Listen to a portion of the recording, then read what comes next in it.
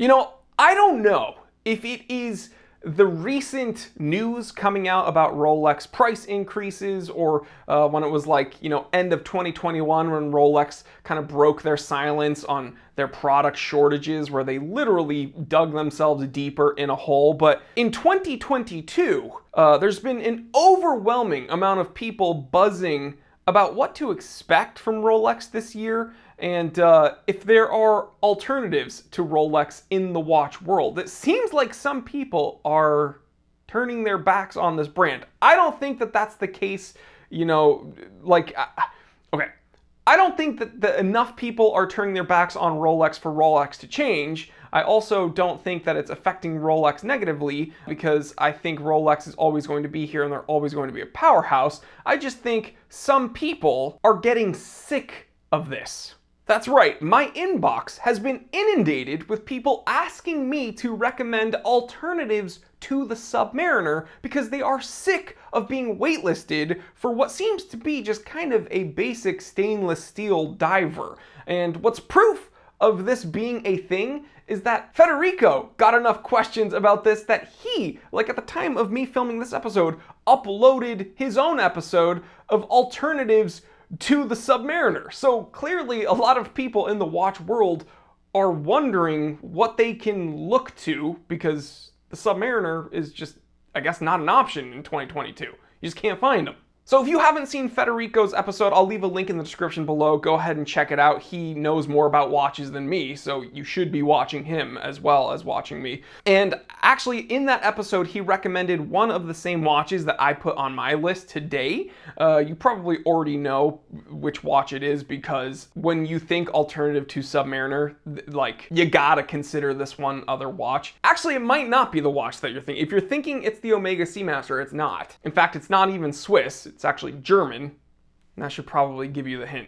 So we're gonna get into this list, and I'm not gonna title this Alternatives to the Submariner. I think these 5 dive watches are actually better than the Submariner, and I'll explain why. So guys, if you don't take anything too seriously, but you love wristwatches and you wanna hang out with a bunch of unstable addicts that also don't take anything that seriously and love wristwatches, then you're in the right place. Click subscribe, and yeah, go ahead, find that like button. And offer a nice cup of Ovaltine, but instead of just Ovaltine, make sure there's a healthy, addition of X-Lax in there. Then lock it in a room. Make sure it's not a bathroom. No! It is 5:05 p.m. Let's get down to business.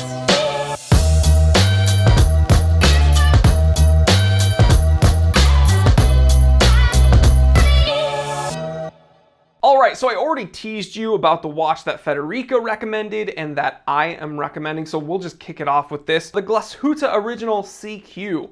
This is an obvious choice. Why do I say this? Well, slim lug, no crown guards. This looks like a classic Submariner, 39.5mm case diameter, stainless steel, such a badass watch. Now, I like this green dial, green bezel iteration. I like all the CQs, but this one I think is the most captivating. Also, that kind of black with the patination is also my favorite. But this one, again, 39.5 stainless steel, Cal 3911 automatic. You're getting about a 40-hour power reserve here. It is German. It is not Swiss made. You're getting a 200-meter water resistance rating. You can find them for around $8,500. And so why do I think this is better than the Submariner? Well, because it's from Huta, which I think they put a lot more detailing and finishing in their watches than Rolex does. But also, it's 39.5 millimeters, so this is a much more wearable size for a larger group of people,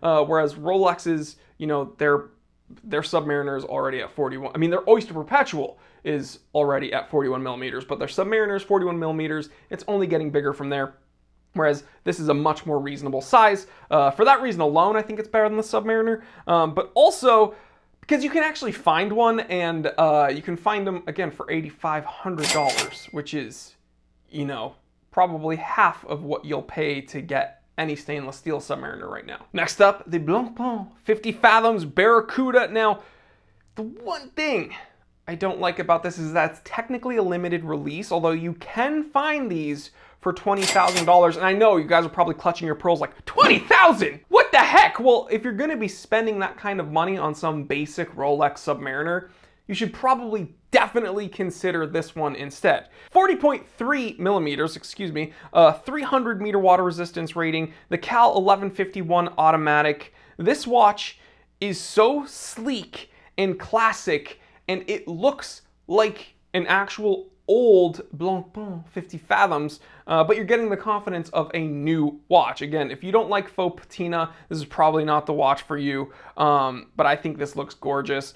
I absolutely love that bezel, super classic, almost puffy indexes, the handset. It looks old, it looks aged, but it's so tasteful, so classic, and it's Blancpain. I mean, come on, the 50 Fathoms technically came out about a year before the Submariner, so I think this is better than the Submariner. Next up, maybe the most controversial pick, the Calibre de Cartier dive. Now, this diver, you either love it or you hate it. I've shown this to people, including my mother. She thinks it's hideous. She thinks it's ugly. This is like one of my favorite Cartiers right now, which is funny because it's like the antithesis of the Cartier tank. But I'll tell you the specs and then we'll get into why I think it's better than the Submariner. It's not super popular, okay? 42 millimeter, 300 meter water resistance rating, 27 joule, 1904 MC automatic. Now, this watch there's a few different iterations. There's black, there's blue,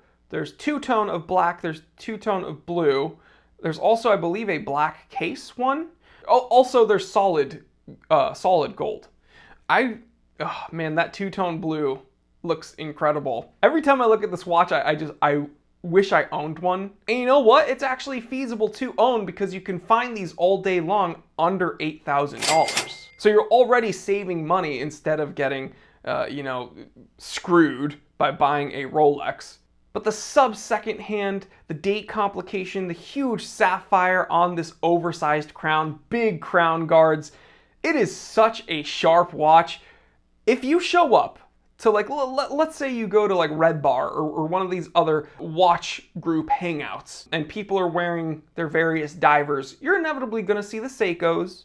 You are going to see the Rolex sports watches for sure. Some enthusiast out there might be showing up with a Zin, with the tegimented steel. That'll be badass to see. But you, with the Cartier Calibre de Cartier diver, you will have the most unique, interesting choice when it came to sports watches. No one there will have owned one. No one there will have seen one, probably, because again, these are pretty uncommon, but they are. I will own one. This might be my next watch purchase, guys. Just gushing about this right now makes me realize that I probably should just own one. Sorry, Mom. My mom hates this watch, but I love this watch. I might have to buy one. Next up, moving away from Germany, moving away from Switzerland into Asia. That's right, we're going to Japan for the Grand Seiko SBGH 255. Now, I've had the pleasure of wearing this watch when the Grand Seiko boutique opened here in Beverly Hills. It was actually really cool. They had this opening kind of ceremony, hangout, and then a bunch of people left, and the boutique, very small, intimate location. It's not one of these huge multi-brand boutiques. Very, very small boutique, especially relative to all the other ones on Rodeo. You walk in, and again, not a whole lot of people left in there. They were still unboxing some things, and I had my channel at the time, but it was in its infancy. I was not, some big name. I'm still not a big name, but they didn't treat me with like preferential treatment is what I'm trying to say. They didn't know who I was. I was just some dude for all they knew. And they said, hey, do you know about Grand Seiko? And I was like, oh yeah, I'm a big fan. I was actually wearing my Tuna at the time, and the salesperson asked me what I was wearing. Salesperson, I took my watch off, they looked at it, they were like, oh, this is really cool, this is one of the Marine Masters, and I was like, yeah. And they said, is there anything here that you'd like to see? Like, we're literally unboxing things for the boutique. Like, what do you want to see? And I was like, well, I'd really like to see the newest Snowflake. And again, this is around the time when they did the redesign of the logo, so they took Seiko off the dial and they did the GS. And the guy's like, yeah, went through some boxes, took the plastic off, just handed it to me. I got to wear it. It was incredible. Then I was like, you know what? These high beat titanium divers, I know it's a long shot, but do you have any of them? He goes, yeah, we do actually. Literally went into some boxes, took them out, took the plastic off and just handed them to me. And it was the limited edition one. Insane. Really nice people over at Grand Seiko. And again, that's just a very nice memory of boutique treating you like a human, like you'd want to be treated, not just some, are you actually going to buy anything or are you just looking? You can just leave if you're not going to buy anything. I've literally had that experience at the JLC boutique, which is insane because I bought a yellow gold Classique mechanical and had it on my wrist and they still treated me very poorly. So JLC, Beverly Hills, clean up your act because I'm probably never doing business with that store ever again. But getting back to what we were talking about, this SBGH 255 Calibre 9S movement, it's the 9S85, I believe. And this is the high beat titanium case, titanium bracelet, super sharp finishing, 600 meter water resistance rating. Now for the non-limited edition, you can find these for around $8,500. This is much better than a Rolex Submariner. Here's why. You're getting impeccable Grand Seiko finishing. You're getting a high beat movement. You're getting full titanium. You are getting all the beauty and just detail that can only be found in a Grand Seiko. And when you put it up next to a Rolex Submariner, I mean, kind of makes you want to just... And last but definitely not least, the Seiko Tuna SBBN 031. Now, you knew this would be on the list, but you might be confused why I think it's better than the Submariner. You also might be confused why I own a Submariner. Well, my 16800 is probably like pinnacle of Submarinerdom. What do I mean by that? I think everything after that point just went downhill, okay? Rolex 16800, matte dial, beautiful bezel, slim lugs, wears exactly like an oyster case should, excuse me. It's just everything you want from a Submariner and nothing you don't.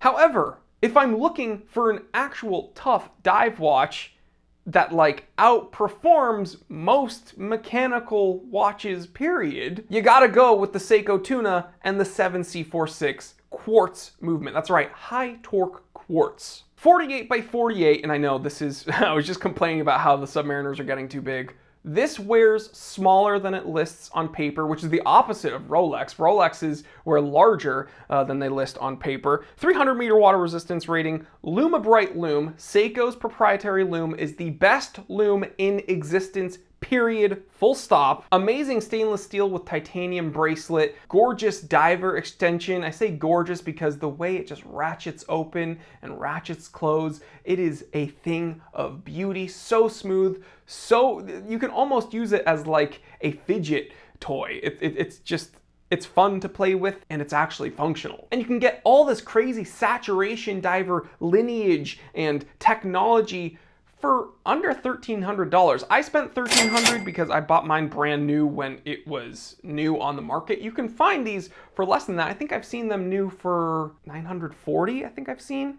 But this Tuna, absolutely a better, more competent diver than a Rolex Submariner. Might not be as fancy schmancy, but it's definitely a better watch. And there you have it, guys. If you're frustrated trying to find a stainless steel Rolex Submariner, well, don't worry because all the watches on this list are actually cheaper than what you'd spend. I know the Blancpain was kind of more expensive, but still, if you're gonna spend, 2 to 3 times retail on a Submariner in 2022, just save yourself some cash or put that cash towards one of these other watches on today's list that I think are better. So guys, let me know what you think. What would you add to this list of better watches than the Submariner?